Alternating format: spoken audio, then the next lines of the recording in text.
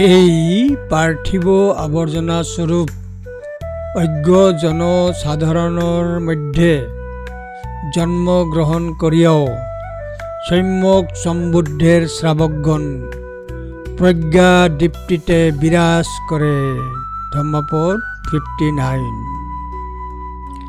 একইভাবে বিভিন্ন ধরনের মূর্খ মানুষের দ্বারা গঠিত আবর্জনার স্তূপে বুদ্ধের শিষ্য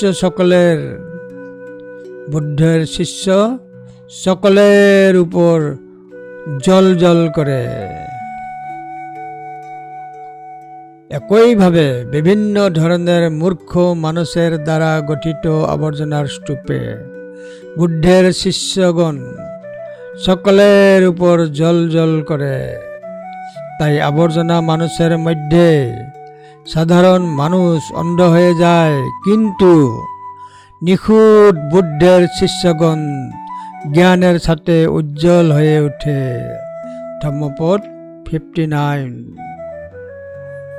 এবং সংকার ভূতেষু অন্ধভূতে পঠুজ্জনে, এবং সংকার ভূতেষু অন্ধভূতে পঠুজ্জনে